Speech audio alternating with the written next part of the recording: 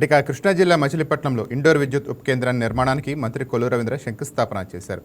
6.5 కోట్లతో మచిలీపట్నంలోని 14వ డివిజన్లో బచ్చుపేట హిందూ కళాశాల వద్ద సబ్స్టేషన్ ఏర్పాటు చేస్తున్నారు.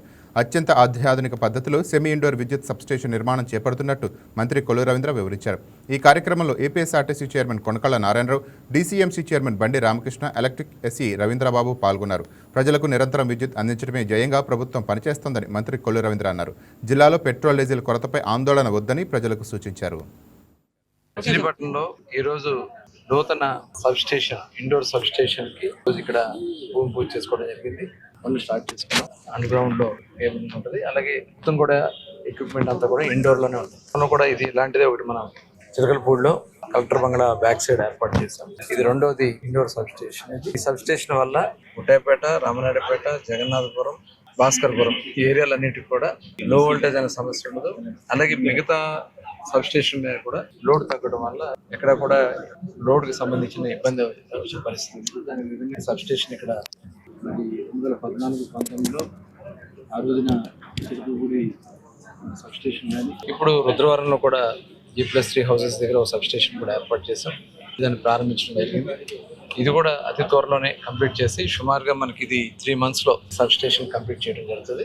ఈ ప్రభుత్వం ప్రజల పట్ల ఎంత చిత్తశుద్ధి ఉందనేదానికి ఇది ఒక నిదర్శనం. గౌరవ ముఖ్యమంత్రి గారు ట్రాన్స్మిషన్ ప్రొడక్షన్ దగ్గర నుంచి ట్రాన్స్మిషన్ కానీ మొత్తం కూడా ఎక్కడ లాసెస్ రాకుండా ఇవాళ మనం చేసుకుంటూ ప్రజలకి ఆదా చేయాలి. ఎందుకంటే గత ప్రభుత్వం PPL రద్దు చేయడం వల్ల ఆనాడు ప్రజల మీద భారం పడి దగ్గర 32,000 కోట్ల రూపాయల భారం మన మీద పడింది. ఈ ప్రభుత్వం వచ్చిన తర్వాత కరెంటు ఛార్జెస్ కూడా తగ్గించాం, పెంచలేదు. ఇంకా దగ్గర 13 పైసలు దగ్గర కరెంటు ఛార్జెస్ తగ్గించాం. భవిష్యత్తులో కూడా పెంచే సమస్య ఉండదు, తగ్గించడం అవకాశం ఉంటుంది. అందుకని ఈ రోజు గౌరవ ముఖ్యమంత్రి గారు పెద్ద ఎత్తున రెన్యూబుల్ ఎనర్జీ మన రాష్ట్రానికి వస్తా ఉన్నాయి. ఇవాళ సోలార్ కానీ, విండ్ పవర్ కానీ, అదేవిధంగా థర్మల్ పవర్ కానీ ఇవన్నీ కూడా భవిష్యత్తులో మరి కేంద్రం కూడా దీన్ని ముందుకు తీసుకెళ్తా ఉన్నారు. ఇవన్నీ కూడా చేసుకుంటూ రాష్ట్ర అవసరాలకి అవసరమైనటువంటి విద్యుత్ని ఇక్కడ మనం ఏర్పాటు చేసుకోవడం జరుగుతుంది. జగన్మోహన్ రెడ్డి ప్రభుత్వంలో విద్యుత్ కోతలు నిరంతరం విద్యుత్ కోతలు ఎప్పుడు తీస్తారో ఎప్పుడు వస్తాయో తెలిసే పరిస్థితి లేదు కాదు. ఇవాళ అవన్నీ కూడా కట్ చేసుకుని నాణ్యమైనటువంటి కరెంట్ ఇస్తూ ఇవాళ ప్రజలకు అందుబాటులో ఉండే విధంగా ఈ సబ్స్టేషన్స్ కానీ, ట్రాన్స్ఫార్మర్స్ కానీ, లైన్స్ కానీ, కొత్త లైన్స్ కానీ, పోల్స్ కానీ అన్ని కూడా ఏర్పాటు చేసుకుని ముందుకెళ్తున్నాం.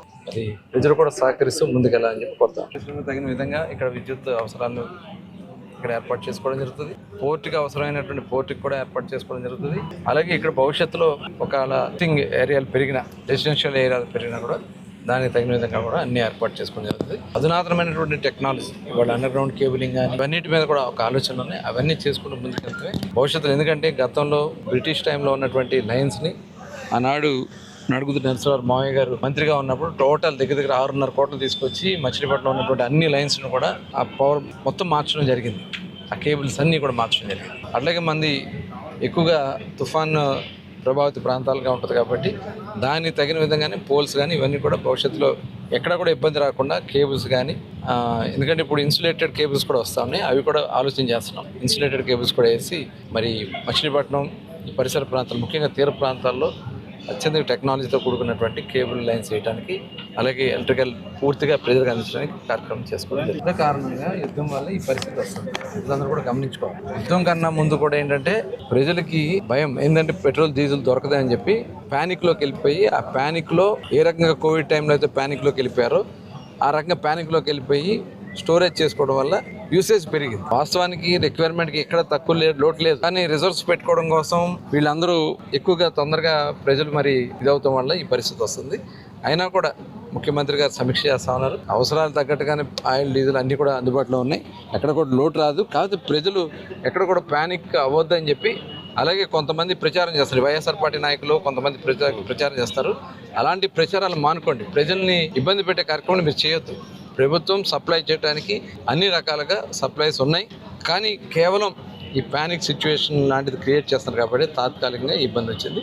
డెఫినెట్గా అన్ని ఏర్పాటు చేసుకోవడం జరుగుతుంది. మచిలీపట్నంలో ఈరోజు నూతన